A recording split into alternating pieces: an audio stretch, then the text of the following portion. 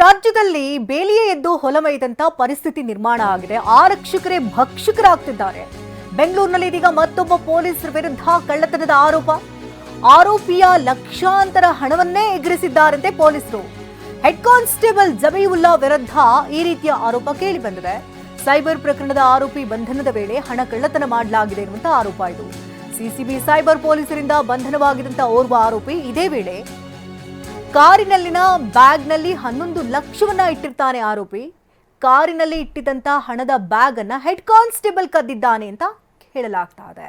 ಇನ್ನು ಜೈಲಿನಿಂದ ಆರೋಪಿ ಹೊರಬಂದಾಗ ಈ ಘಟನೆ ಬೆಳಕಿಗೆ ಬಂದಿದೆ.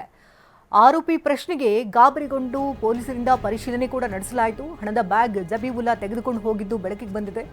ಬಳಿಕ ಜಬೀವುಲ್ಲಾ ಮನೆಯನ್ನ ಸರ್ಚ್ ಮಾಡಿದ್ದಾರೆ ಸೈಬರ್ ಕ್ರೈಮ್ ಪೊಲೀಸರು. ಈ ವೇಳೆ ಮನೆಯ ಬಳಿ ಹೈ ಡ್ರಾಮಾವನ್ನೇ ಮಾಡಿದ್ದಾನೆ ಜಬೀವುಲ್ಲಾ. ಬೆಡ್ ಕೆಳಗೆ ಹಣವನ್ನ ಜೋಡಿಸಿಟ್ಟಿದ್ದ ಹೆಡ್ ಕಾನ್ಸ್ಟೇಬಲ್. ಈ ಪ್ರಕರಣ ಹೇಗೆ ಬೆಳಕಿಗೆ ಬಂತು, ನಿಜಕ್ಕೂ ಕೂಡ ಜಬೀವುಲ್ಲಾನೇ ಕಳ್ಳನಾಗಿದ್ನ ಅಂತ ಪೊಲೀಸರು ಕೂಡ ಸರ್ಚ್ ಮಾಡಿದ್ದಾರೆ. ಇದೇ ಸಂದರ್ಭದಲ್ಲಿ ಜಬೀವುಲ್ಲಾ ಹಣದ ಬ್ಯಾಗ್ ಅನ್ನ ಮನೆಗೆ ತಗೊಂಡು ಹೋಗಿರೋದು ಗೊತ್ತಾಗುತ್ತೆ. ಮನೆಗೆ ಹೋಗಿ ಪೊಲೀಸರು ಸರ್ಚ್ ಮಾಡ್ತಾರೆ.